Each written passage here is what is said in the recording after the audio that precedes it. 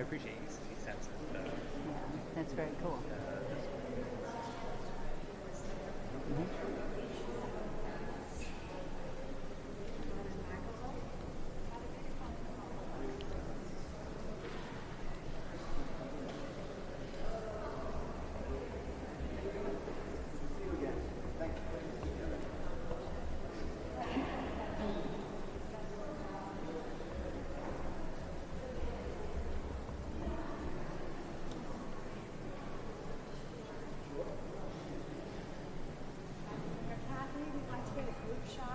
We're going to give it a couple minutes. Yeah, They're because still coming. People are starting to come in. They are. So we're just going to give them a minute. Not me, but you guys. Why don't you, Kathy, why don't you go on the other side and have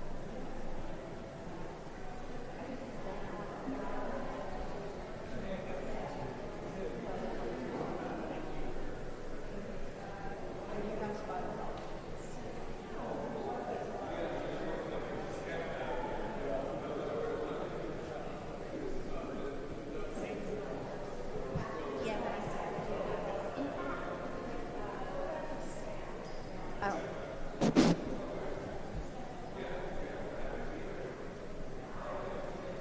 How you doing? All right? Great.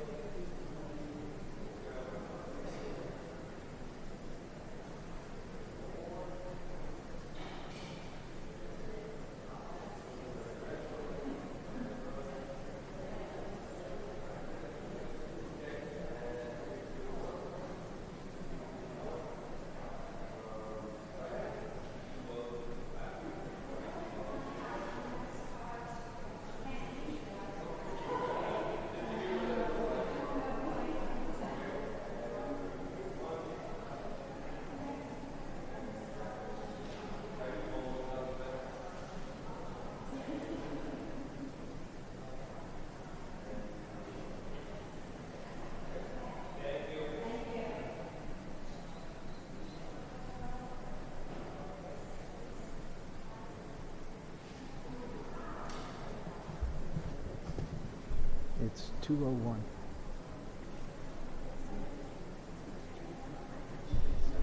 Okay.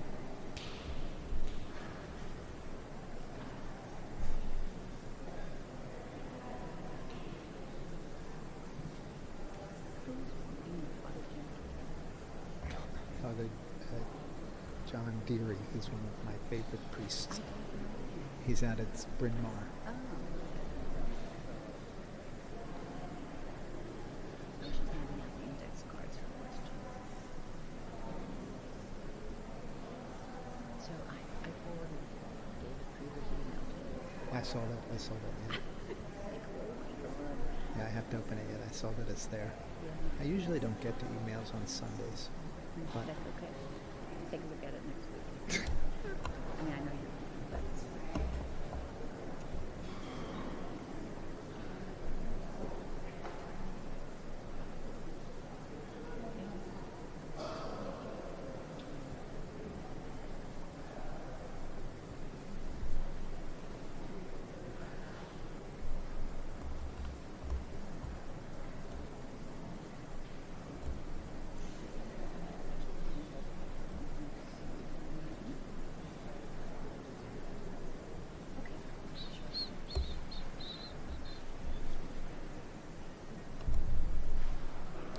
good.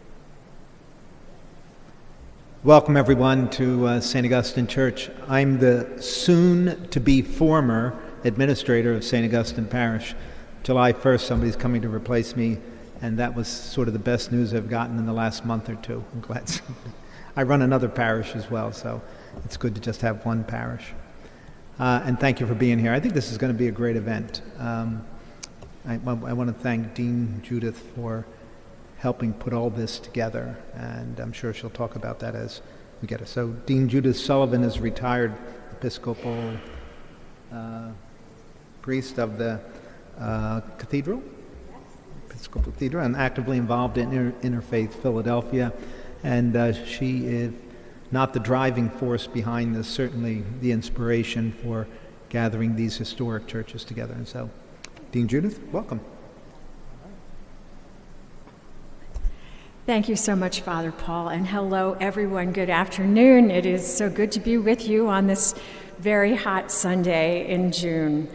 On behalf of Interfaith Philadelphia, and with gratitude to Father Paul and our hosts here at St. Augustine's and our panelists, I am delighted to welcome you to the program today in our year-long series, Religious Freedom Then and Now, a celebration of the semi-quincentennial. This is the fifth in a series of offerings in 2026, and today we tell the stories of those who immigrated to this country seeking religious freedom and the opportunities and the challenges that emerged for our young nation back then and that are still with us today. This is all part of remembering, lifting up, and celebrating and continuing to learn from the experiences of those who went before us in faith in our great city, the birthplace of religious liberty. Throughout the historic sections of Philadelphia, you may have seen, I hope you have seen, banners that look like this. There's one outside here at St. Augustine's and across the street at historic St. George's. And if you utilize the cameras on your phones, you will be able to access through these QR codes a page on our website full of updated information about all of our programs. In addition, you will be able to download an app for a self-guided walking tour among 12 historic congregations in Philadelphia. So please do look for that. There are unique stories and perspectives dating to the 18th century and sometimes even earlier, provide a compelling and often surprising window into religious, social, and civic life in early Philadelphia and why those stories still matter today. Those doors will be open and you are invited to visit and to learn more. To accompany you on your journey, please look for these little booklets, Passports to Understanding, which detail 5 practices that we identify as being core to the experience of being an interfaith traveler. Be curious, venture out, welcome in, stand tall, and stand with. And arising from those practices, reflective questions and prompts for individuals and family conversation and exploration. You can pick up a passport here today or find them at the participating congregations or at the Visitors Center. We hope that you all have had an opportunity to register or to sign in this afternoon so that you will receive ongoing information about events in the year ahead. On Sunday, June 28th, we will offer an interactive interfaith program for children 10 and under and their families, hosted by Society Hill Synagogue and St. Peter's Episcopal Church. You are invited. You are invited to this and every event on our calendar. So be curious, venture out, and we hope to see you at our celebration at the Constitution Center in December and at all of our programs in between. Thank you so much. And with that, let me introduce to you Kathy Rigby, who is our moderator for our panel discussion this afternoon. Hello, everybody, and welcome. This took a while to put together, and now it's here, so we're thrilled and relieved that it's happening. And I want to thank everybody from Interfaith, Judy and Abby and Marianne and all the folks over there, because this simply would not have happened without them. They conceived of the idea in the first place, approached us, and we felt that what a great way to participate in America 250, to get the word out, to raise our profile, and to help people understand the notion of religious tolerance and freedom and how important it is in this country. I also want to thank Father Paul and tell him that even though it's a relief for him not to have to deal with so many parishes, I'm going to miss him terribly, and I just want to express my gratitude. He is a force of nature. He is, and he's great to work with. Just a housekeeping detail: should anyone need a bathroom, through the double doors at the back, there's one on this side and there are two on that side, just in case you need to avail yourself of that. It's a little warm in here because 2 of our 4 air conditioning units went out this week. So it never fails. We get one thing done, 2 other things break. They get fixed and then something else happens. That's the nature of an historic congregation. But we're very proud of this beautiful congregation and so glad you could join us. And thank you also for braving the traffic. There's a lot going on in the city today. It was tough for a lot of people. I think some people chose to stay home and live stream this. So welcome to you too. In any case, there's just a couple of things I want to tell you. We will be taking questions, but we'd like for you to hold your questions until the end of when the presenters have concluded. And I think you were given index cards. So please, if you have any questions, jot them down. Judy and others will probably be collecting those, and then we'll read those questions. And there's time for dialogue. So let's see, what else? We will be having a social, an opportunity for fellowship across the way at our parish hall, Carr Hall. There'll be refreshments, and so we hope you can join us and continue the conversation over there when we conclude today. Okay, so I'd like to introduce our panelists. The first is Father Michael Di Gregorio. He's from the Order of St. Augustine, the order nearest and dearest to my heart. Father Michael entered the Augustinian order in 1965. He attended Villanova University and the Washington Theological Union, and he was ordained to the priesthood in 1973. He spent 29 years in parish ministry in Massachusetts, New York City, and Philadelphia, and was also engaged in foundation work for the Augustinians.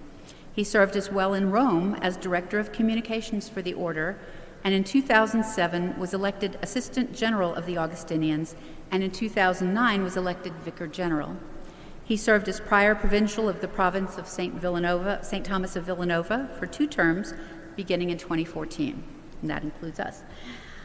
He has been, since 2022, a member of the Villanova Monastery community, engaged in research, writing, and part-time sacramental ministry. He has authored several books on the lives of Augustinian saints, as well as various articles on Augustinian history. Our second panelist is Catherine Wilson, Dr. Catherine Wilson. She's an associate professor from the Department of Public Administration at Villanova University. She's an accomplished academic with extensive experience in public administration and political science. She's currently serving as an associate professor in the Department of Public Administration since August 2012, and she teaches nonprofit management and the politics of immigration. Notably, a sabbatical in 2024 focused on research and writing regarding immigrant integration and American citizenship in Philadelphia. She's interested in the role that nonprofits play in delivering services to minority communities, ethnic, racial, and cultural minorities, as well as immigrants in the U.S. She's the author of The Politics of Latino Faith, Religion, Identity, and Urban Community, which was released in 2008, and it examines the social and political involvement of 3 Latino faith-based organizations in the United States. Her academic credentials include a PhD in political science from the University of Pennsylvania, a master's in Latin American studies from Georgetown University, and a BA in philosophy from Villanova University. And last but not least is Peter Petamonti. He is the co-director of the New Sanctuary Movement of Philadelphia. He began working in social justice movements in 2001. He's a first-generation U.S. citizen, the son of English and Italian immigrants. He moved to Philadelphia to live and work with the House of Grace Catholic Worker, a faith-based intentional community that operates a free medical clinic, works for social justice, and has a house of hospitality for immigrants and refugees. Before coming to Philadelphia, he was the Director of Public Education and Outreach for an environmental organization in New York. He graduated from Fordham University with a Bachelor of Arts in English Literature. So welcome to all of our panelists. Thank you very much for being with us. Okay, we're going to begin with Father Michael, who's going to give you a bit of background about this church and its role in immigrant issues here in the early United States.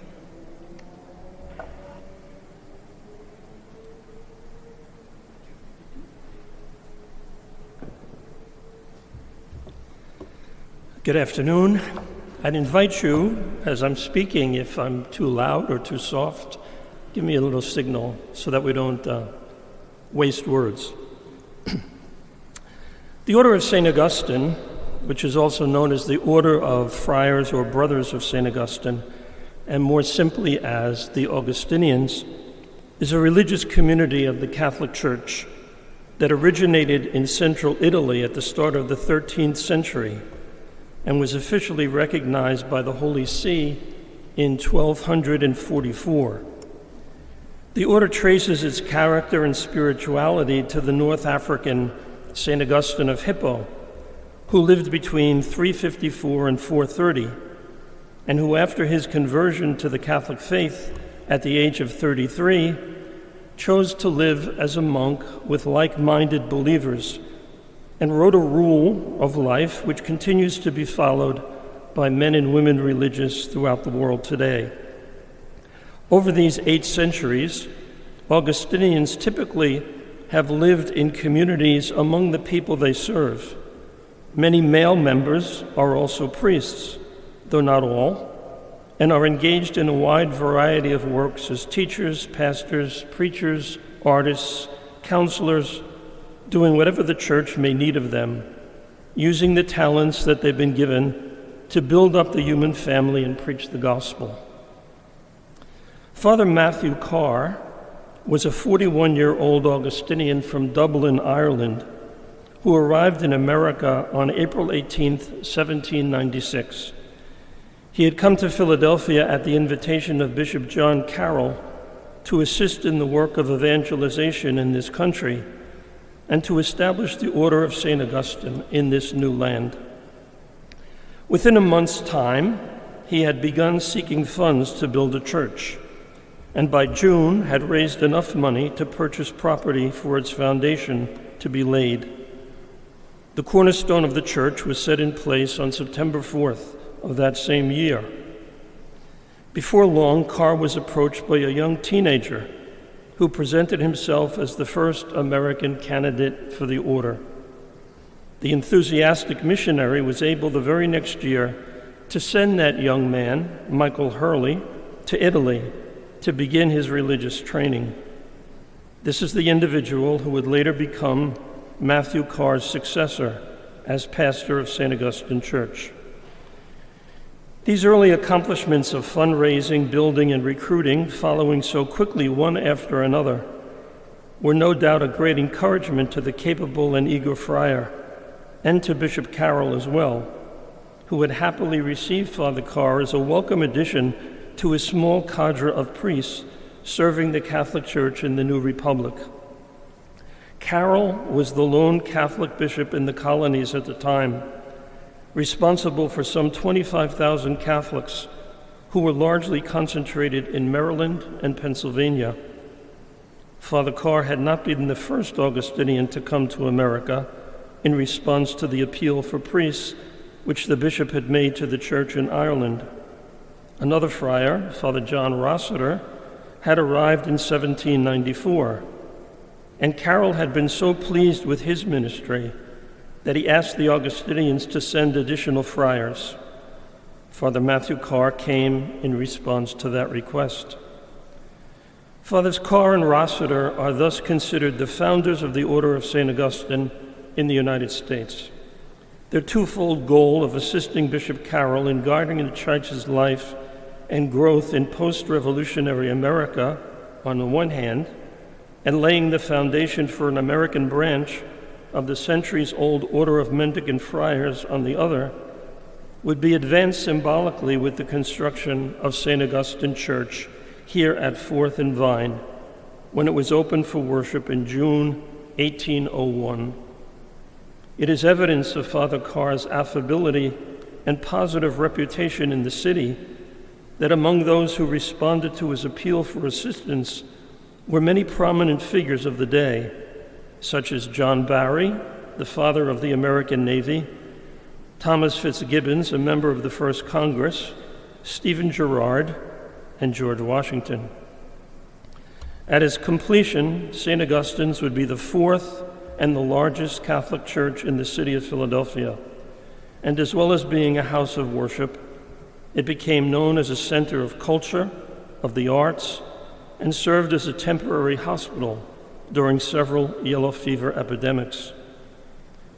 Just 6 years before Father Carr's arrival, the Catholic population of Philadelphia had been estimated at about 8,000 persons, whose religious life was centered around two existing churches, Old St. Joseph's at Willings Alley between 3rd and 4th Streets, and Old St. Mary's on 4th between Spruce and Walnut.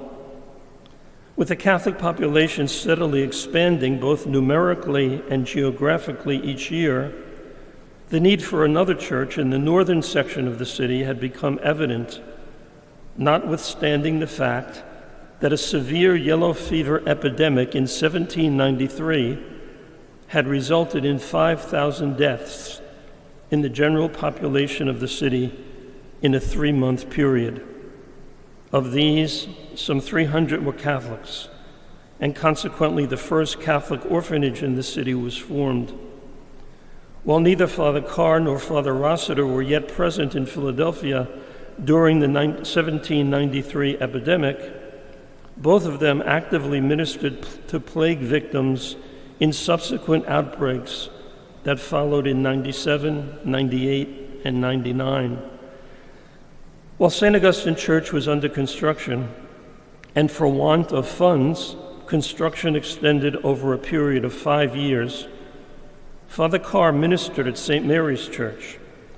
Early in the spring of 1799, he was appointed pastor there, and several months later was named Bishop Carroll's Vicar General for all of eastern Pennsylvania, Delaware, New Jersey, and New York. As the leading Catholic prelate in the city, it fell to Father Carr to deliver the address eulogizing George Washington at St. Mary's on February 22, 1800, the first birthday of the late president following his death. Father Rossiter, from the time of his arrival, had been assigned by the bishop to Coffee Run near Wilmington, Delaware, where he remained until 1799, when he joined Father Carr at St. Mary's. Of the two friars, Father Carr would be the planner and builder, Father Rossiter the able and willing foot soldier, known for his generosity and diligent ministry, especially among the sick. Together, they communicated their hopes for the Augustinian foundation to the order's leadership in Rome and received the full cooperation they needed there and from Bishop Carroll to proceed with their plans. Unfortunately, one of the most urgent needs, that of additional personnel, was nearly impossible to meet. There would be only one additional Irish friar who would join the mission in North America in those pioneer days. Father George Staunton, who arrived in July 1800, but was to remain for only 3 years. In the fall of 1803, Michael Hurley, that first American candidate for the order, had returned from Italy, now a priest, ready to assist in ministry. But he was assigned by Bishop Carroll to a church in New York City. He did return to Philadelphia in July 1807, when he assumed responsibility for St. Augustine's parish, allowing Father Carr then to retreat to a smaller, quieter church in Conewago for a respite. When he returned to St. Augustine's in 1811, Father Carr opened St. Augustine's Academy, a high school for boys which attracted the sons of some of the leading Catholic families of the city. This academy was the forerunner of the college which the friars would later establish in Radnor County, now known as Villanova. The academy's life, however, was brief. Due probably to financial difficulties, it was forced to close at the end of the school year in 1815. The lack of personnel sufficient to provide for the continuity of the mission was an unending concern. Father Rossiter passed away in October 1812, leaving Fathers Carr and Hurley alone to carry on. When Father Carr died in 1820, Father Hurley had to wait 8 long years before additional help arrived from Ireland in the person of two friars, blood brothers, Fathers William and Nicholas O'Donnell. Somewhat later, a candidate arrived from Ireland, and in 1837, a young student joined the community as only the second American vocation to the mission in a little more than 40 years. Shortly thereafter, the death of Father Michael Hurley in May 1837 marked the end of what may be called the founding period of St. Augustine's. The following year provides us with the earliest data we have at hand for the parish's population.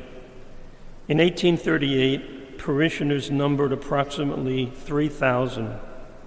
Half of them identified as Irish-born, and about 500 were American-born, though mostly of Irish heritage, leaving the remainder as immigrants from other countries, Germany, England, France, with a few each from Italy, Switzerland, and Scotland.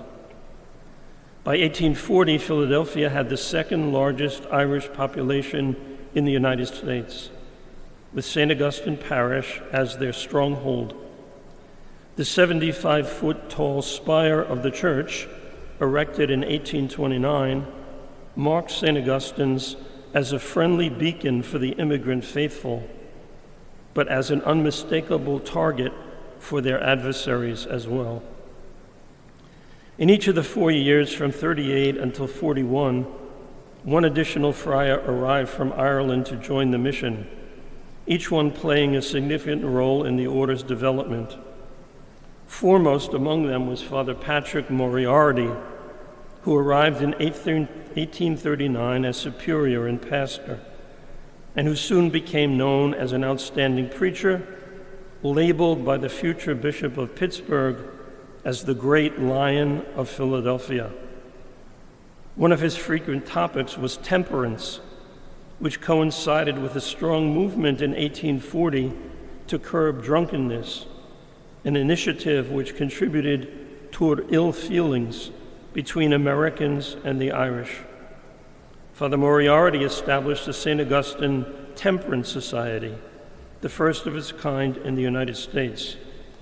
He also fought strenuously to defend the rights of Irish immigrants who were employed for what were often judged inadequate wages, thus arousing the ire of American leaders.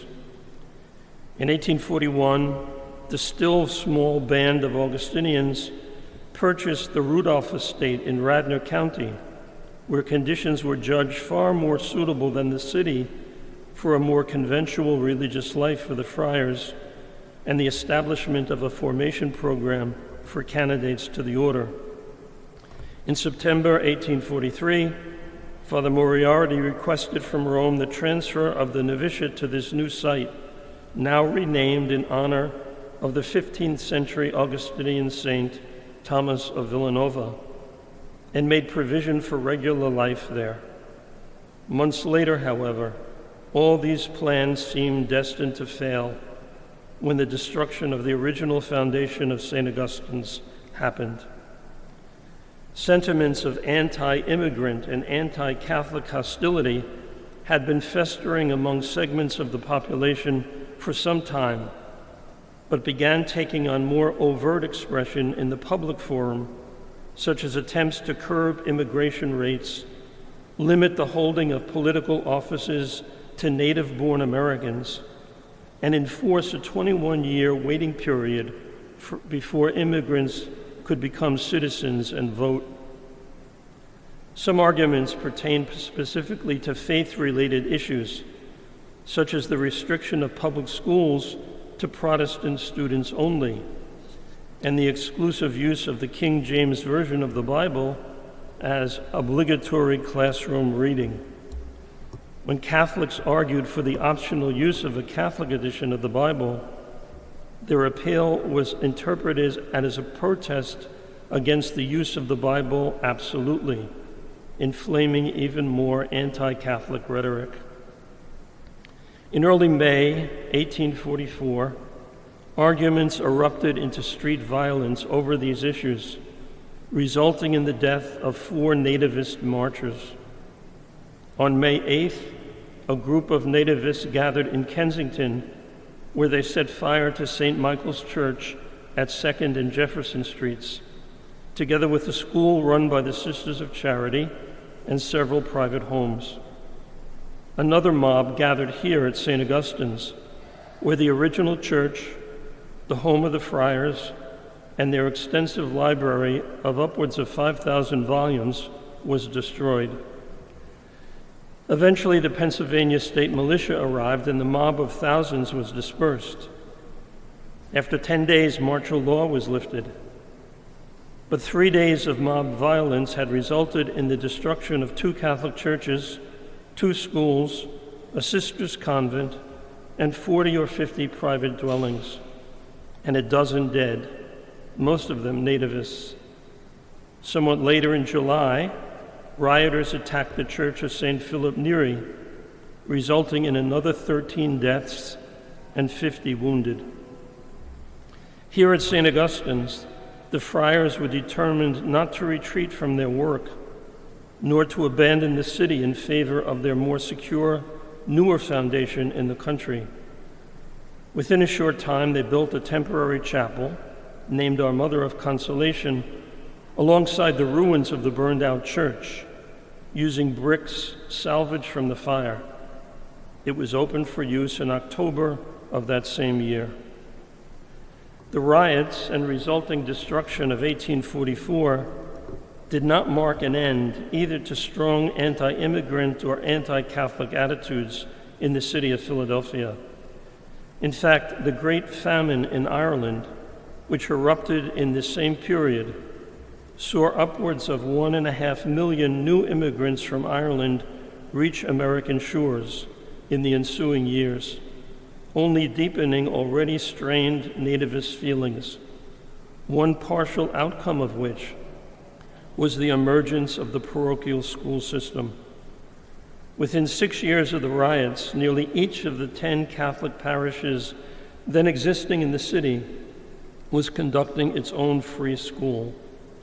By 1855, there were 34 parochial schools in Philadelphia with a total of 9,000 students. As for the Augustinians and the Church of St. Augustine, the friars brought a suit against the city for $80,000 and were awarded $45,000, which went toward the construction of the new church, the cornerstone of which was placed in May 1847 on the site of the original structure.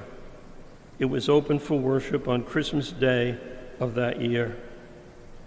The friars have continued on at St. Augustine's now these 230 years since Father Carr began his work, and the order which he and Father Rossiter established here has extended over this same length of time from coast to coast and beyond, sending hundreds of friars to do as they themselves did in new places and in new works, but rarely under such challenging conditions. Thank you.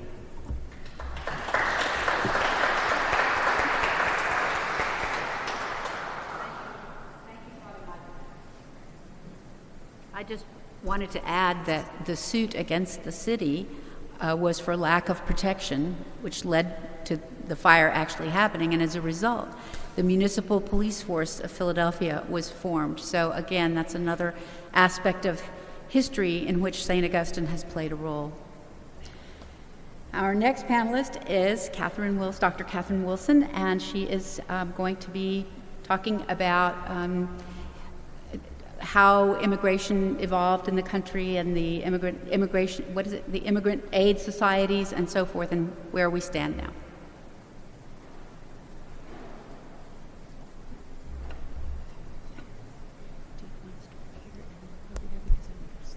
I can do it from here.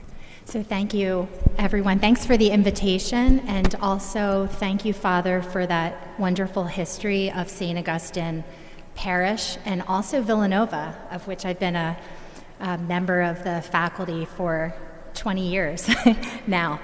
So what I'm going to do today is talk a little bit about immigrant aid societies and the role that they played in shaping civic infrastructure in Philadelphia. This research is part of a larger study that will be included in a manuscript that I'm writing. And I presented some of this material at a conference in Indianapolis last year. It's called the Arnova organization, which is a conference that's for people who are studying in the field of nonprofit management. So I have a couple of slides accompanying my presentation because I always think sometimes it's nice to have some visuals. But here we have a picture of the Benjamin Franklin Parkway, very beautiful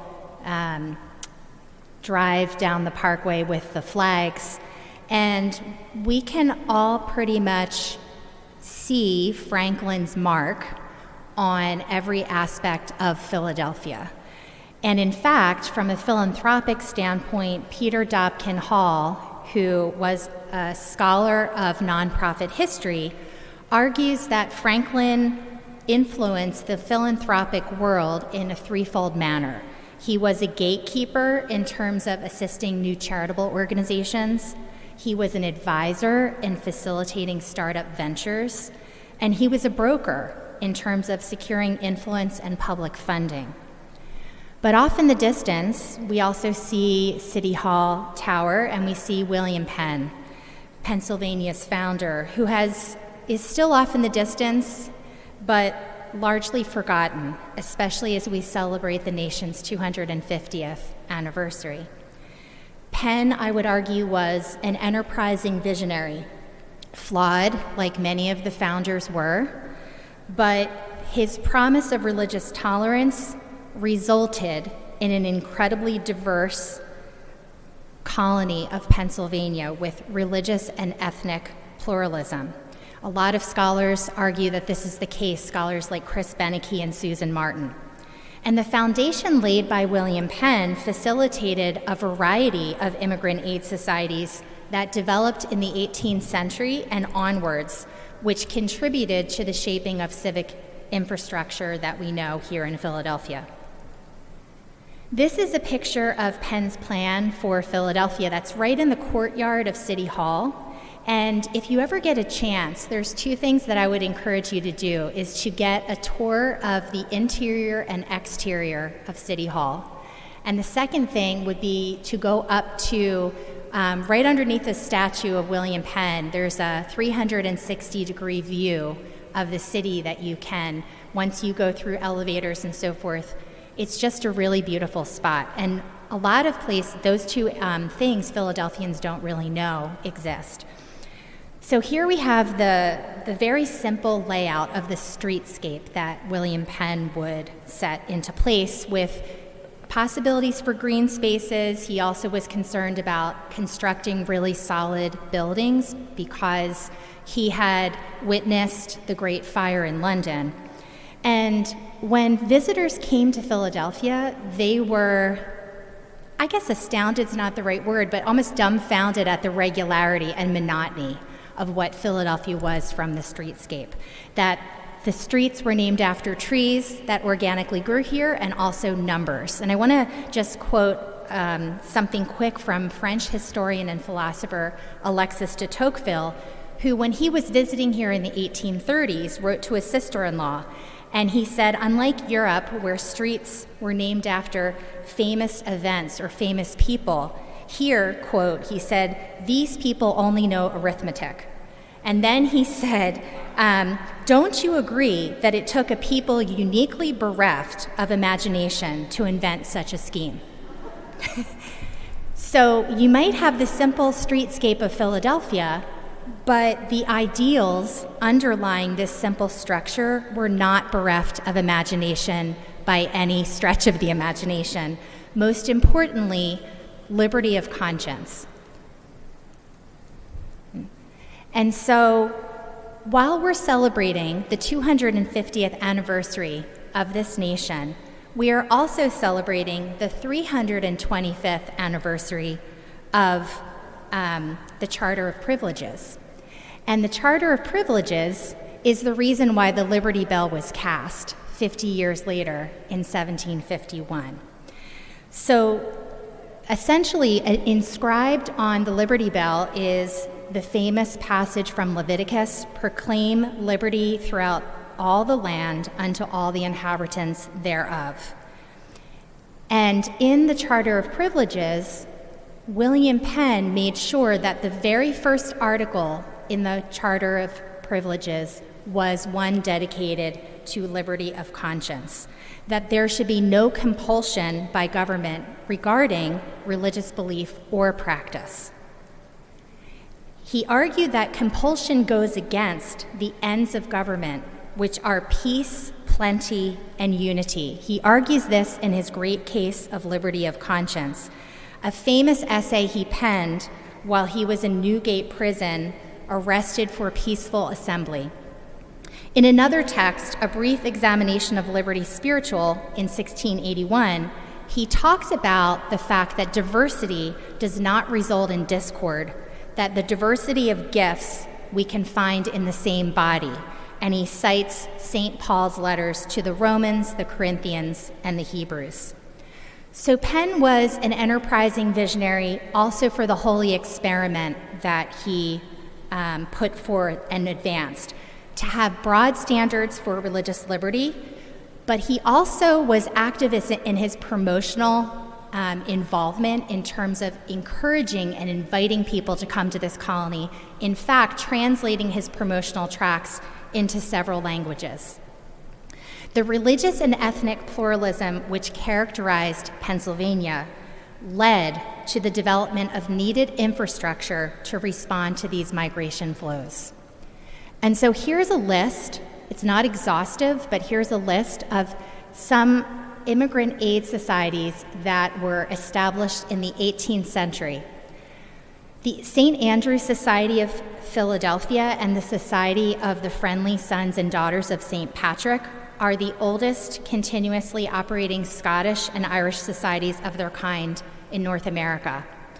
And the Free African Society and the French Benevolent Society are the first societies of their kind in the United States, which were formed right before or at the outbreak of the yellow fever epidemic, which Father just talked about. I would like to argue that these immigrant aid societies are what I would call cultural navigators. And a lot of the information that I'm going to share in terms of what they did comes from the work of Aaron Sullivan, who wrote a really great piece on immigrant aid societies at this time. So what did cultural navigation involve? It involved having an apolitical stance. Members of these organizations were both loyalists and patriots. So politics wasn't the determining factor for membership.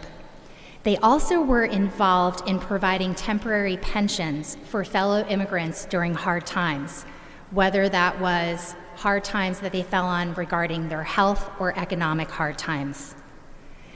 They provided direct outreach at the docks. They actually met immigrants there and led them to resources. They issued small business loans for startup purposes, which were interest-free. They provided free medical and legal services. Some societies had a physician and a lawyer on their board, who were on call, as well as a historian. They also advanced a shared ethnic identity, a sense of connectedness, and memories of their native land. And they wanted to make sure that they were also advancing a sense of fellowship, to have a mutual assistance society, but also ensuring that culture and language was going to be preserved as well. So I'd like to argue that what we talk about regarding immigrant integration has its antecedents in what was going on in the 18th century, or what I'm referring to as cultural navigation. Petsid et al. Talk about immigrant integration as a two-way process where newcomers and the receiving society work together to build secure, vibrant, and cohesive communities.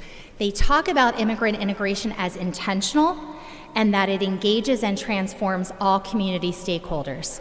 Here are just some ways. I'm not going to go into every single piece here, but there are 6 pathways of immigrant integration listed on the left and I'd like to highlight just 3. So with respect to language and education, when we think about what immigrant aid organizations were doing, even as far back as those times, they were assisting with English language acquisition, but also with preserving native language as well.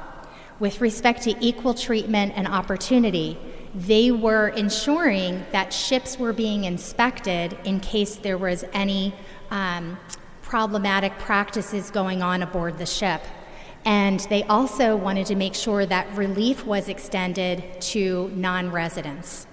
And then for the social and cultural interaction, here I think it's important to note that they didn't find that there was any distinction between making sure that you could be good citizens of the nation and also the world. There was nothing contradictory about patriotism and universal philanthropy. So what is the legacy of these societies? I would argue that it's a blueprint. It offers a blueprint for what we call immigrant integration today. There's really interesting research to be done, and I've dipped my toe in the water a little bit, but archivally, in looking at some of the minutes from these organizations and looking at the rules, and I had the privilege of going to the archives of the St. Andrew's Society in Philadelphia.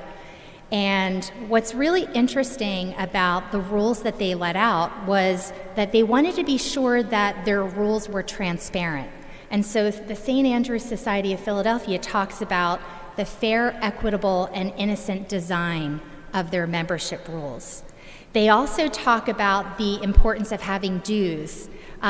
There were fines for people who didn't show up to meetings, and they also weren't permitted to get their medal at the time, and they had to pay for activities if they didn't show up. There was also a really interesting dimension that I think we can learn from, which was these societies also had cross-membership. They had people who were societies of one of the immigrant aid societies and maybe a few others. There were also honorary members. George Washington was an honorary member of the Friendly Sons and Daughters of St. Patrick. James Wilson, a founding father, was not only an honorary member, but he was an active member and president of the St. Andrew's Society of Philadelphia.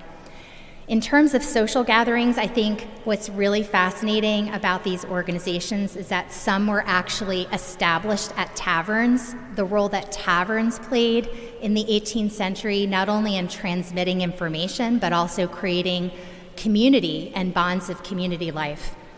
And the cultural impact is also lasting because these immigrant aid societies were the driving force behind some public art in Philadelphia. So the statue of Joan of Arc, the driving force behind that was the French Benevolent Society. The statue of Commodore John Barry at Independence Hall, the driving force behind that was the Friendly Sons and Daughters of St. Patrick. And the Scottish Memorial at Front and Sansom Walk was really the St. Andrew's Society was the driving force behind that. So what we learned from the immigrant aid societies is that they have evolved in their response to the needs and demands of immigrants because many of these organizations are still in existence, even from the 1700s. In the 18th century, it was about providing temporary relief to those in distress. In the 19th century, it was about responding to war, famine, and natural disasters. And in the 20th century, it's shifted, at least some of these older immigrant aid societies, to providing scholarships, fostering cross-cultural relationships, and diplomatic relations between the United States and the country of origin. So I want to end here because not many people know that there is an original Penn statue before the one that's on City Hall, but this is at Pennsylvania Hospital, which the museum is now open, that they just created at Pennsylvania Hospital. The first hospital in America, interestingly, was founded in 1751, the same year that the Liberty Bell was cast to celebrate the Charter of Privileges. And the statue was donated by William Penn's grandson, John Penn, in 1804, who rescued it from a junkyard in London. I want to end with a few quotes. One being that this is from the historian John Lukács, that when we talk about the mark that Franklin has had on the city versus the mark that Penn's had on the city, John Lukács says that Franklin represented a certain inclination of the Philadelphia mind. Penn gave what was best to the Philadelphia heart. And I think that's really important when we go back to the Charter of Privileges, in which the very first article talks about the liberty of conscience and the importance for liberty of conscience. And throughout the work, and in this quote, the Charter of Privileges talks about that the happiness of mankind depends so much upon the enjoying of the liberty of their consciences. People came to Pennsylvania because they knew they could practice here in the broadest religious sense. They were not compelled to believe or even frequent places of worship that were against their consciences. As a result, we had not only religious pluralism, but we had ethnic pluralism. And I think that's really important to hold on to. But because of that ethnic and religious pluralism, you had to have organizations and civic infrastructure to respond to migration flows. Many people throughout the world, including Voltaire and even our own Thomas Jefferson, talked about the influence that William Penn had on Pennsylvania. And so what I'd like to just conclude by saying is that just as Penn gave the best to Philadelphia in terms of the Philadelphia heart, we need to ensure to preserve the circulation, as in the circulatory system, of those ideas, ideals, and principles that Penn gave to this city and also country, I would argue. And I think it's also really important in this 250th anniversary year to remember Penn's legacy and to remember the foundational impact that he had in terms of shaping this nation. Thank you so much.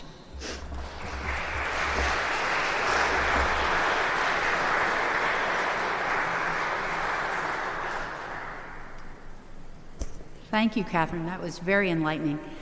And a reminder, you all have index cards. So as any questions come up, please jot them down, and somebody will be collecting them so that we can talk about them at the end of the session. Next, it's my pleasure to introduce Peter Petamonti, who is with the New Sanctuary Movement, and he's going to talk about what's happening on the ground today. Good afternoon, everyone. Can you all hear me? Okay. So yeah, as Kathy said, I work with New Sanctuary Movement of Philadelphia. We are a faith-rooted immigrant justice organization, and we organize within 40 both allied and immigrant congregations across the city. And I just want to say I am profoundly moved to be in this space and to listen to both of you and to think about, I think, the lessons and inspiration when we are again seeing a nativist, deeply racist movement against our immigrant neighbors right now, and also be at the crossroads of what the faith community's response is. So let me start, I think, what's happening in Philadelphia right now. So we have, as far as ICE activity, we see them in three main places, right? So we see ICE activity going after people in their neighborhoods, very heavily in the Northeast and South Philly and other places. They still are targeting individuals, specific people they're looking for, but as well as people who might be with them, what ICE calls collateral arrests.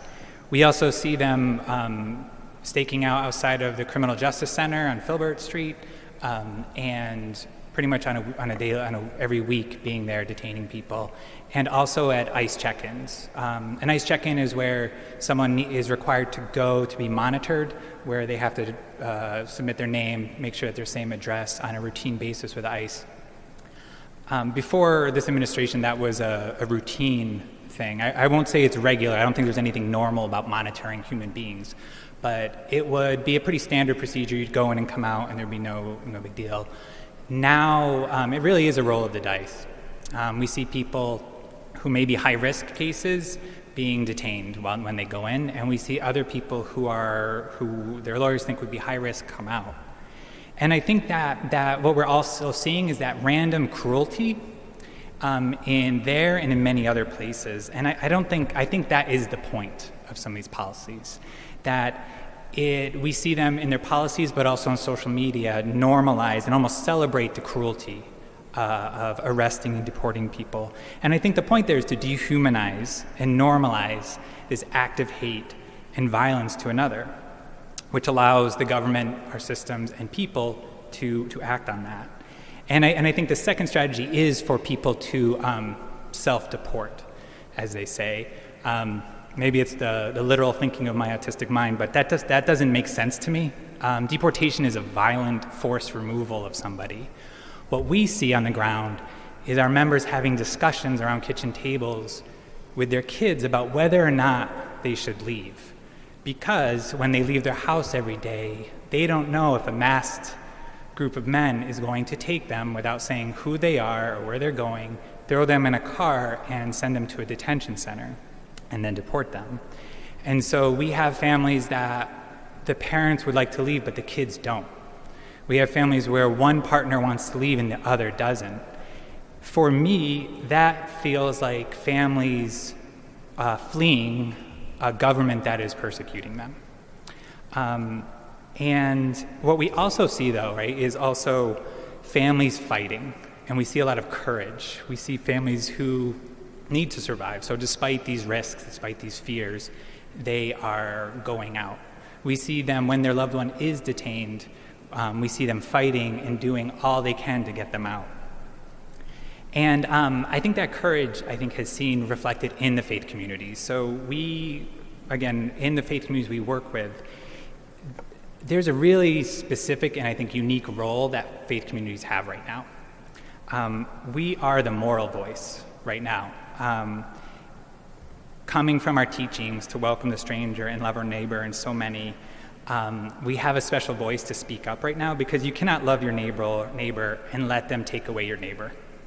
You cannot love your neighbor and be okay with 60,000 people detained with rotting food, poor medical care, where over 35 people have died at the hands of ICE since this administration has taken office. And what that looks like, I think, in practice can be really concrete. I think one is for faith communities to get involved. I think we need as many people as we can right now to face the threats we're facing, but not just for now, right? Because as many of you know, right, this problem didn't start when this administration came in. We've seen this for a while. And so we need people now. We also need it for the long haul. And we also invite congregations to walk with immigrant communities. So we have an accompaniment program. I think accompaniment is happening across the city with many groups, where it means you go with folks to immigration court or ICE check-ins or criminal court. And right, we're not there to solve or to protect. We're there to stand in solidarity with. We're there to show that the immigration judge or the ICE agents that people are there and people are watching.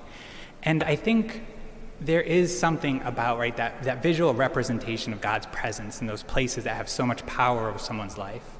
And we have seen that make a difference. While when we enter, it doesn't guarantee that someone won't be taken, we do see, especially at ICE check-ins, right, like less people taken when we're with them. And I think the third thing is also to take action. Congregations have played a big role, right, like in taking that prophetic action. Sometimes that might look like, right, we've done actions where we've covered the love statue with a black shroud and had a litany of what love looks like in public as we brought it out. We've built an altar in front of ICE when the administration took away the sensitive locations protection. And also, faith communities were essential in winning the ICE out legislation in City Council last month, which is one of the strongest protections the city has passed in the country. And while it doesn't ban ICE from being in the city, what it does, if you think of ICE like an octopus, while we might not be able to get rid of the whole octopus, it binds some of those tentacles. So in every way that ICE reaches out into communities that Philly has control of, we block that. So, for example, it's strengthened the executive order we had to block police-ICE collaboration and has strengthened it by filling some of the holes. So just no city agencies are allowed to collaborate or share data with. It blocks them from using city parking lots to stage. It blocks them from entering city property. It includes immigration status as a protected status in the city. And again, I think right now having that win has been critical and a reminder of what people can do when we come together. And I think the other thing that's important for congregations to do is to listen. Right, listen what the immigrant community is asking for. They are the experts, they know what they need, and to really listen deeply about how we engage. And I think as we do this work, right, loving your neighbor applies to our immigrant communities, but it also means Jesus didn't say right, love your neighbor who you agree with. So I think it also leads us to do the harder work and think about the other teaching of loving our enemies. And so as we lean into that and invite people to also engage this work, recognizing that even ICE agents are children of God, are humane, or have that essential humanity. And so, right, if we want policies that reflect the dignity of all people, that reflect that radical love, we need to model that. And so one of the things we do, we have a weekly vigil down at ICE, and that is a congregation hosts a week after week for 40 weeks, and we're on week 29, I believe. But part of that is to grieve and pray for the families who are impacted. And the other part is to pray for the agents there, to pray for their softening of hearts, to pray for their transformation and conversion. And I think what that also does, it keeps our hearts soft, because we also need to keep our hearts soft. And I think that part leads to like that deeper transformation that we all need, that I think, right, faith communities can offer a roadmap for. Because we're in a moment where we need to slow down what's happening, we need to stop what's happening, and then we need to build something new, because we don't want to go back to what we had, right? A lot of our immigrant members will say that was not working before. And if we want to do that, I think that inner work that our religious practices offer us are key. I think going back to the teaching of loving your neighbor, it can't just be the basic. It can't just be like not harm. It feels like it's inviting us also to a new way of being with to let go of that isolation of individualism, the ways that white supremacy and capitalism push against community. And I think it invites us into deeper community, deeper democracy that can affect us and our communities and also our policies. I think that when Alex Preddy and Renee Good were murdered by ICE agents, what they were doing was loving your neighbor. When I saw that, I was deeply moved. Like, they came out of their houses to stand up for their neighbor and pay that ultimate cost. But I think, when I think about this, there's a time for transformation. I think letting go of the old ways is hard. And I think, because personally, right, there's a lot of ego, there's a lot of things we hold on to, but for me, that inner work, right, the spiritual practice allow us to face those demons. And I think over this last year, when we need such a big tent, right, we need everybody involved right now. One thing I've been struggling with also is sort of that, for someone who's been, right, in this work for 20 years, is also like control, right, like, no, this is how we do things. And so I've been working on that and praying on that and sitting with that, what's underneath. And I was recently at a silent retreat, and I was in prayer and asking, right, what's underneath that? What I found was that belief that my worth is tied up in being better than others, right? And that is at its core is about domination, which comes from like masculinity, whiteness, capitalism. And as I sat with that, right, and then I opened my eyes and stared at the crucifix, the San Damiano crucifix, and what I heard whispered back to me is that you cannot hold on to these things that killed me. And I think that most vulnerable part of me was like, well, so if I let these go, though, who am I? And what I know, though, is that I am a beloved child of God, and that is enough. But that wrenching inner work, I think as people, as a city, as a country, is not only what are we working to stop, but what are we looking to transform, both in ourselves and as a country, so that we can let go of some of that and really lean into that beloved community, where as a country we decide who's in and who's out, really based on our deepest core values and our deepest teachings as communities and as an individual. Because I think about this church right now, like where we are, that, right, the racist nativism that burnt this down also wasn't a chance to rebuild. And I think in this moment, as we're stopping the fire, we need to be thinking about like the beautiful and the deeply spiritual thing we are rebuilding. So thank you for the opportunity to share.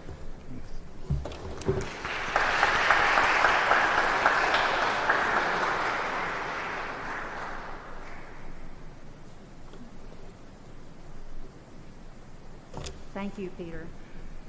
Very moving, and thanks to all of you, because together you put so many pieces together for us. So let's give them another round.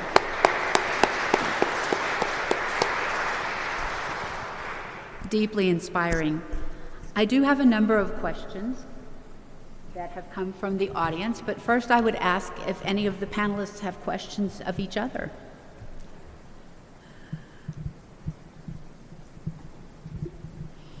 I think so. Is this on? Is this on? Yes. Okay. So I had a question for Peter and also maybe for Father, which is the lessons of history. What can history teach us about how to navigate these uncertain times? Are there things that we can learn from the time of the burning of St. Augustine Church, how people came together, how community was built, and maybe how can organizations like yours take inspiration from that? Thank you. I would say a fundamental lesson is that human nature doesn't change very much from place to place or from age to age. We've all heard stories not only of this particular church and what happened here, but of the kind of sentiments that gravitate toward new immigrants that come, regardless of where they're coming from. There just seems to be a fear of what's new, oftentimes as part of our history. I think an answer to that perhaps is to work on our own security about ourselves and who we are.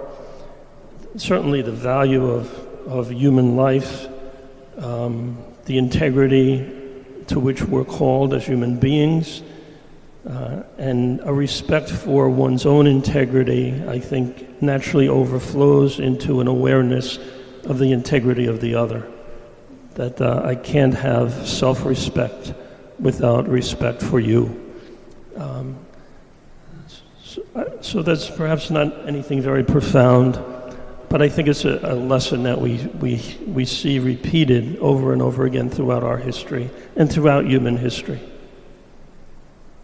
Thanks. I would say I think this is a moment where I think U.S. organizing is heavily, there's a big need to learn from other countries right now as we face new threats and threats to our democracy. And so I think something to learn, right, like from past movements, is learning that what we do matters, and not only as individuals but also as institutions. So looking at that theory of there's pillars of society that hold up power, and so whether it's business, education, universities, and faith communities, religion is a big pillar. And so I think it matters what we do as individuals, but also thinking about what institutions we're part of. And making sure they are doing their part. They are not capitulating immediately to what's happening and are standing up and pushing back. One question from the audience is kind of an overarching question, and it's, what do people need to understand about the immigrant experience? Well, I'll pass it along here, but I think the important thing for us to hold on to is that people oftentimes don't come here because they want to. They come here because they have nowhere else to turn. And I think it's very important to understand the push and pull factors that oftentimes, I remember I've talked to scores of immigrants and refugees, and I remember talking to groups of different people, and I said, oh, how do you, what do you think about being here? And this person said, well, I didn't really want to be here. I want to actually be back in my homeland. So I think it's important for us to realize that there are these factors that are forcing people out of their homelands, and we need to come to grips with that. We need to understand that. I think a second thing that we need to know about the immigrant experience that is important is that we can't simply reduce immigrants to their economic contributions. We have to understand that they bring with them their culture, they bring with them a way of life, that what they contribute enriches our culture. And I think when we say, oh, well, they're doing the jobs that nobody else does, it's very much a reductionist argument. And I think it pulls against from a sense of human dignity. So I would just argue those two things really come to mind. Thanks. Yeah, I think for me, what comes to mind is the need, the desire that I hear from a lot of our members around we want status, and even if everyone had status tomorrow, there would still be other problems, right? There'd still be poverty and lack of health care, and that the global nature, the holistic nature of the challenges.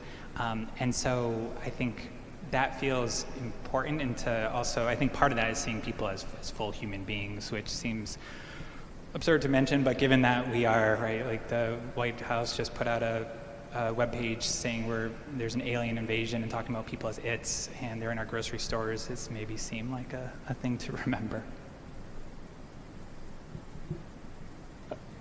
I would say simply a recognition that part of human development and human fulfillment is to become people of hospitality. We're not made for ourselves alone. And to the extent that we're enclosed within ourselves, I think we begin to discover all kinds of problems internally and communally.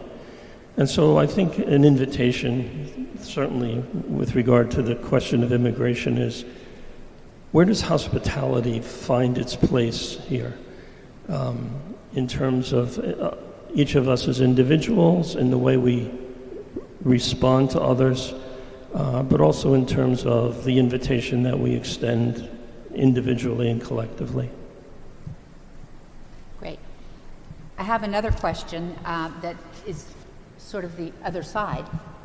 Can you reflect a little bit on what real assimilation by immigrants into the United States looks like?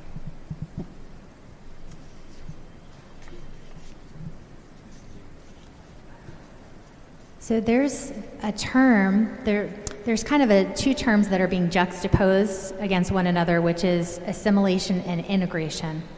And when I pulled up the one slide, it talked about the pathways of integration. I think what's different between the term assimilation and integration is that assimilation is all the burden is placed on the person coming into the country. They have to learn the language, they have to find a job, they have to make sure that they know the culture. But when we talk about integration, integration is a two-way process that the receiving society is also responsible for assisting in immigrants on their journey through this new land. And the reason why I'm fascinated with the immigrant aid societies of the 18th century, by the way, is that they were doing this. They were not saying, okay, you just arrived on a ship and good luck, try to speak English, try to find a job, whatever. They were going to the docks, they were picking them up. They were working through their established networks to see who they might be able to put them in touch with for employment. they were embedding them in different organizations. So I don't think this term is actually new. I actually think it's an older idea that has now come full circle. So my argument is that, do we want to be a society where it's, to Father's point about hospitality, do we want to be a one-way society, or do we want to be a two-way, receiving and coming society? So I would prefer the term integration, because I think we're all responsible for those types of approaches, but it also puts the burden on the immigrant as well. So it's not that, they're left, simply responding to people helping them. We also want to ensure that there's self-efficacy happening as well. Yeah, that's beautiful. Thank you. What comes up from your answer is just I remember for my family, right, my aunt coming over here in the 50s, and the family who was already here was like, don't ever speak Italian, don't wear those clothes. And there was a process for Italian communities of being classified as white folks by giving up their culture and language and everything. And that is terrible. I resent that, right? So there is a piece under that of whiteness as the norm that everyone needs to move toward. And I think we can also think about pluralism and celebrating everybody's different cultures. I don't want to live in a city that everybody does the same thing and looks the same. That feels boring. But the richness of different cultures, different traditions, different languages, I think is something that's beautiful and should be lived into. Just one more thing is that these immigrant aid societies, again, from the 18th century, 19th century, and so forth, is that when they were established, there was a twofold charge. It was to help immigrants learn English, find employment, learn the ways of the culture in this new land, but it was also to preserve ethnic culture. And this was at the very start. So again, I think it's really important for us to take a very deep and comprehensive look at history, because history is actually much more nuanced than the way we envision it. And so I was just really, not dumbfounded, but I was really astounded and also encouraged to see that these organizations were kind of doing similar work back then. There's actually one specific question here for you, Dr. Wilson, about immigrant societies. Were there societies for non-Christians and also specific European cultures such as Spanish or Italian or Greek? Yes, so when we talk about immigrant aid societies, we're talking about societies that are not necessarily faith-based, they're ethnic-based.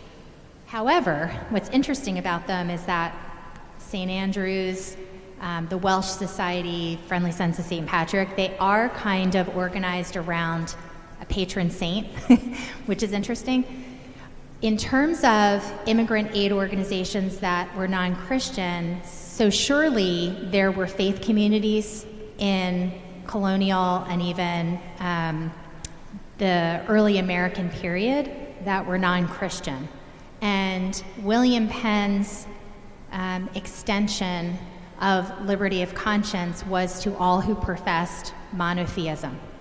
So we were among probably the most diverse of colonies because of that promise of religious liberty to everyone who professed a belief in one God.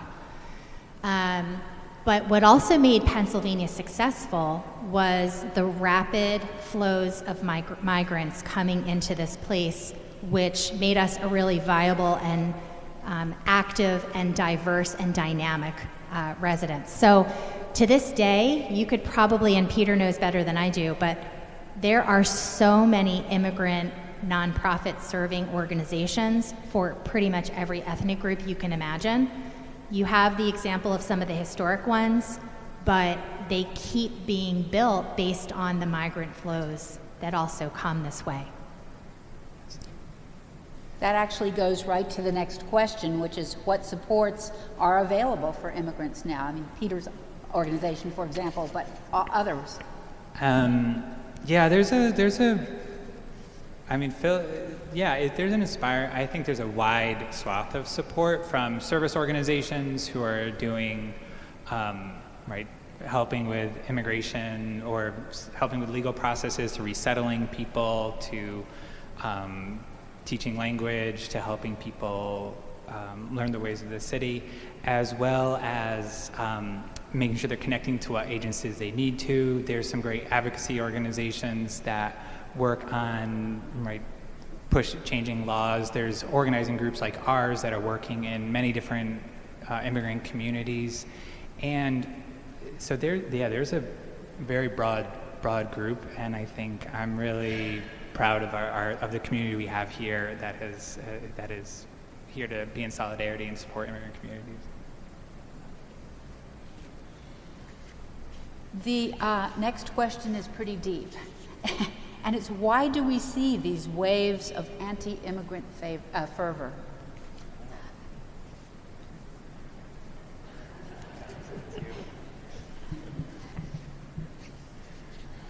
It's the human condition, I would say.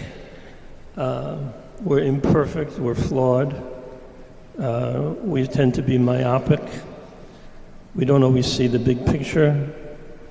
I think we're driven often by self-interest, what's good for me.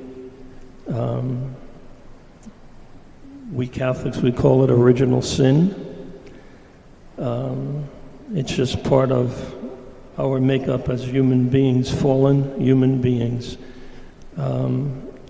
Perhaps there's the power differential here that's at play. Who is here first? Who has the right? The whole question of assimilation, I think, becomes a clarifying aspect of this. If you want to be part of us, then you need to do it on our terms. So there are many different elements. Again, I would say I think it's a lack of appreciation of human dignity that is not able to see beyond the problems and the difficulties and the differences, and looking for solutions to life that are the most simple, which means let's all be the same. Let's not notice the things that distinguish us, because what distinguishes us can also separate and divide us. Some elements. What comes to mind for me is, one part of it would be, I think I remember reading something where throughout history, when you see times of great wealth inequality, is also opportunities for authoritarian governments to come in, or times where there's these populist nativist uprisings, and so right now where we're seeing the growth of a billionaire class, the erosion of the middle class, and a lot of folks who are stuck or not being able to provide a future for their kids or a future that's better, is prime ground. I think the other piece that we see is when marginalized groups are starting to make progress, there is a reaction, right? Trump came to power when he ran in 2015-16 was after we had our first black president, and who I'm blanking on, right? And so there is a reaction, and even the projection for census, right? By 2030, this is no longer going to be a white majority country. I think there is a backlash, but it also makes me think of this isn't new, as in that I don't believe that. If you look at history, and I've actually really enjoyed listening to your history, so feel free to correct me, but the manifest destiny was a theory that this country was that white settlers had a right, God-given right to this country, where there was genocide and we displaced the indigenous people here. Even immigration policy, as you go back, many of the changes were made to keep immigrants of color out, and sometimes that backfired on people, but I think it is in the structure, and I think that's helpful to know so that we can change it. Okay. This question is a little more political. Religious persecution led to the creation of a police force in Philadelphia by Irish immigrants who were facing discrimination. What do you think of police departments collaborating with ICE in order to attack immigrant communities and break families apart? I think it's immoral, unjust, and wrong. I mean, so if you look at, there's been a huge push to get local police departments to collaborate with ICE, where the administration is offering them tens and thousands of dollars, paying salaries of their police officers, buying new equipment, giving them fancy war, whatever equipment. And you have seen a huge uptick in that because they're paying them to do it. In those places, you see a rise of arrests and deportations. It allows them to hit their quotas of how many people they want to deport. And so it is, it's terrible. I mean, when we stopped police ICE collaboration in Philly in 2014, we were seeing people go from police custody to immigration, to immigrant custody and deportation.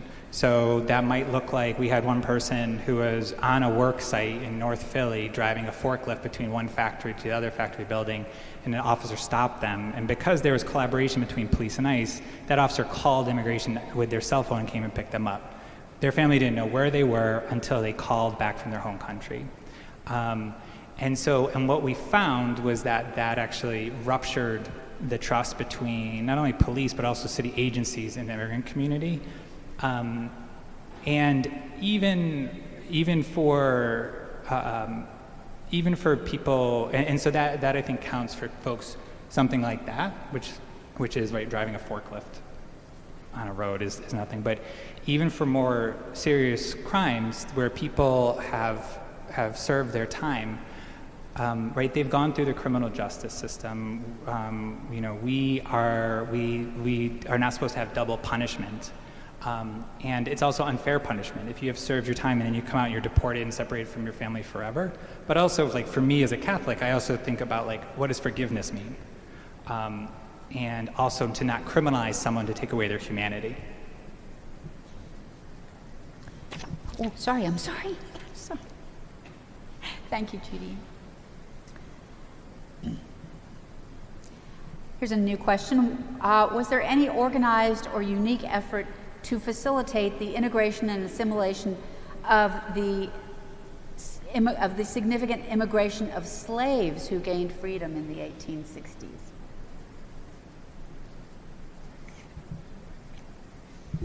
I haven't studied that part of history, but I did show you in terms of the 18th century immigrant aid societies. There's a really great book that was put out. It's very thick. It's a thick tome called Invisible Philadelphia by Toll and Gilliam. And the list of immigrant aid societies that I listed there on the screen are from that text. That would be a great resource. But among the list that I had on the PowerPoint was the Free African Society in the 18th century, which then led to a development of a religious congregation, I believe the African Methodist Episcopal congregation.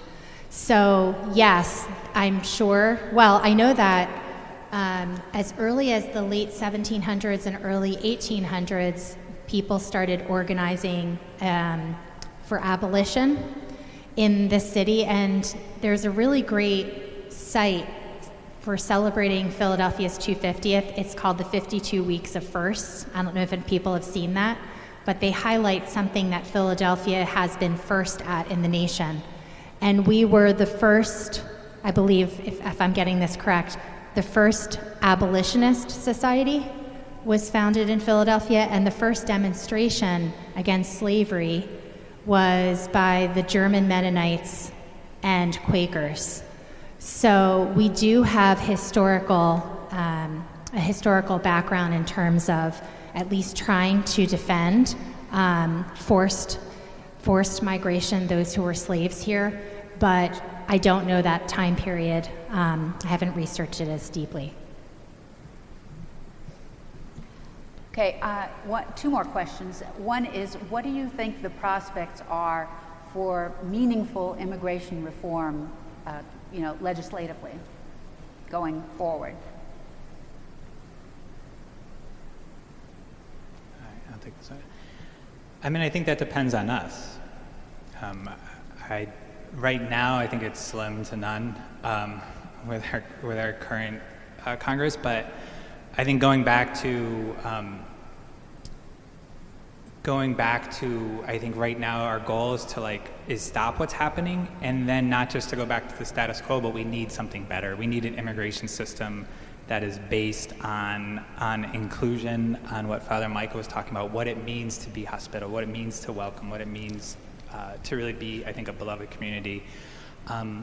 And so I think that is possible. I think all the organizing that's happening, all the involvement that we see of people coming out, sustaining that so that we all stay involved, not just when things aren't as terrible, but to then construct what we want. I think for me, that gives me hope about what can be created in that. I also think back to the early 2000s when there were several packages of comprehensive immigration reform that were bipartisan in nature. And we need to learn how to compromise. And when you actually look at those pieces of legislation or those bills that were put forth, basically it had a both and approach to immigration. It had a emphasis on border security and resourcing, and it also had a path to citizenship. I haven't looked at the polls recently, but many years ago when I was following them more intently on this topic, Americans were also a both and culture. They were for security, but they were also for a path for immigrants to become naturalized citizens. So until we get to the point where either we need to speak new language because the talking points are shutting down both sides, we need to find new ways of speaking about this reality. And I also think we need to learn how to compromise. And we need to realize that it doesn't need to be all or nothing. It's not a zero-sum game. That there are people in our midst for 20, 25 years that if they've proven good moral character, they've worked really hard, if you have certain, things that they pay back taxes or pay a fee or whatever, do those people deserve to be in this country? I would say yes. And I think the average American would say yes. But at the same time, a country also does have a right to protect its borders too.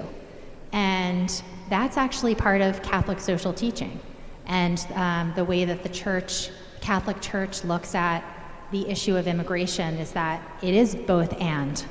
So until we get to that point where we can be bipartisan and we can cross party lines and understand that you can have both, I don't know what's going to get us there, but I think speaking the same way we've spoken for 20 years isn't getting us there. So we need new language. Okay, last question, which I think is very interesting. What surprised you the most while preparing for this panel? That's a great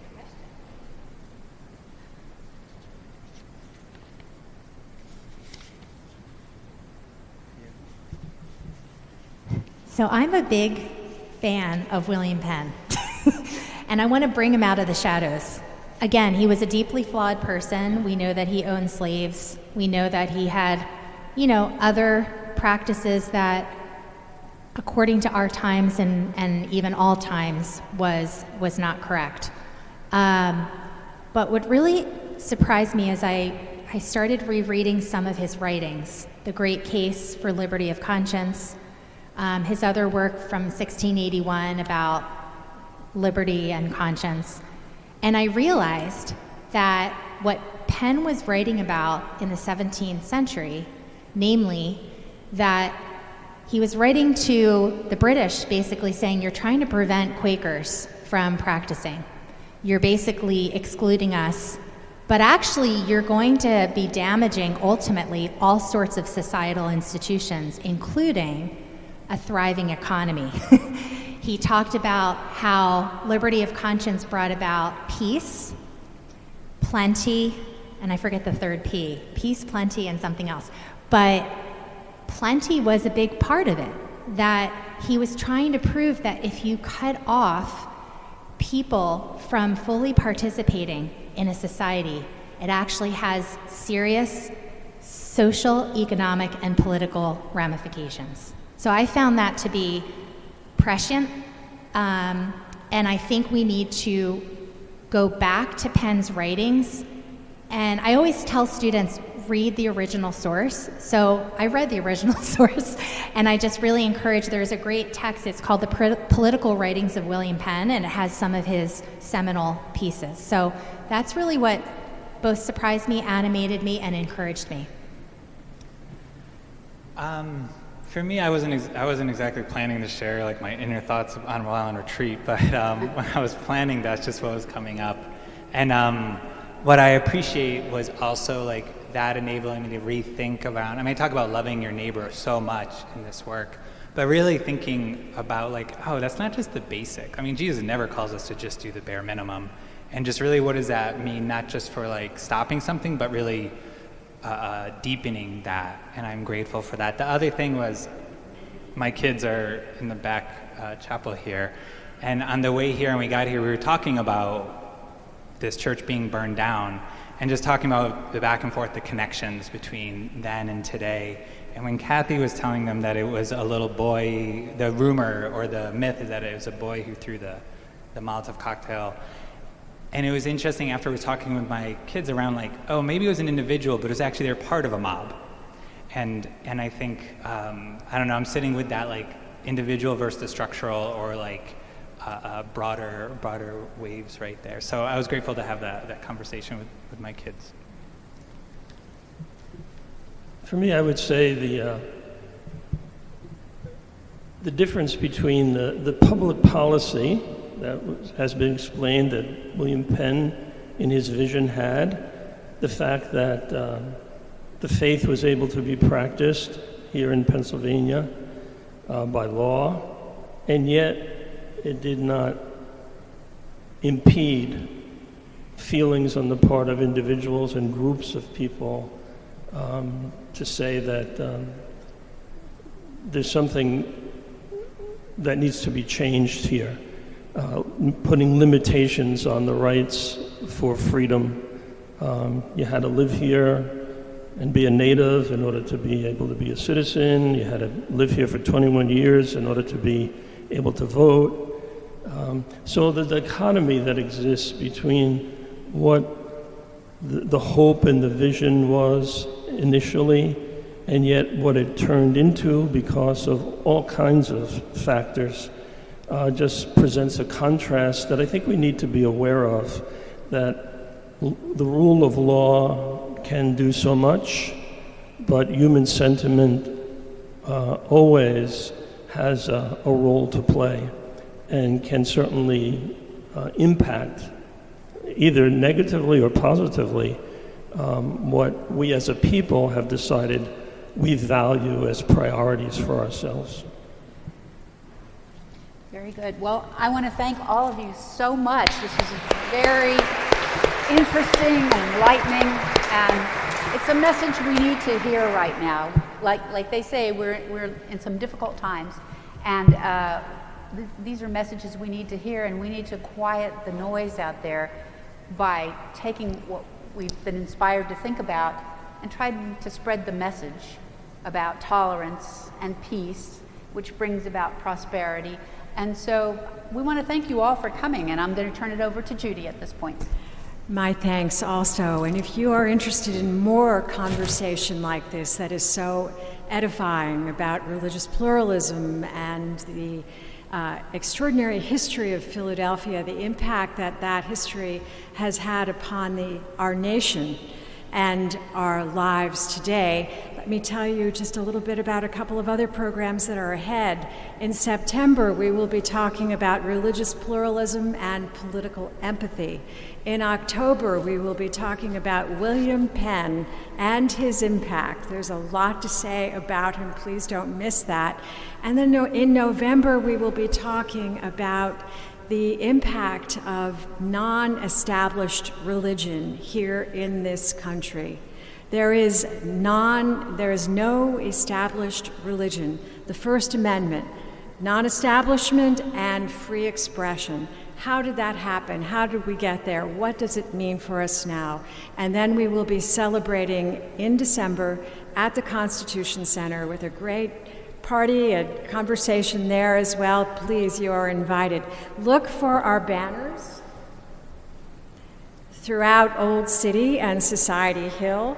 Please pick up a passport to understanding and be in touch with us. Look for our communications to you and pick up the flyers which are at the back desk. And thanks again to Kathy Rigby, to Father Paul, to our wonderful panelists today, to all of you for being here.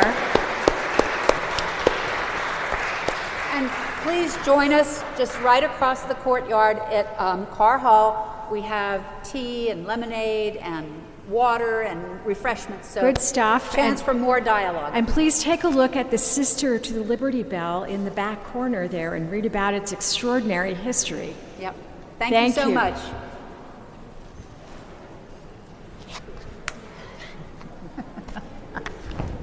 We did it.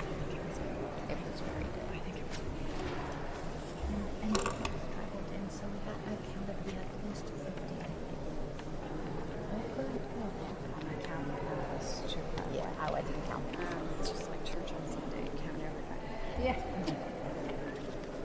All right, my dear. So are you coming across the way? Okay, I'll be over there in just a few minutes.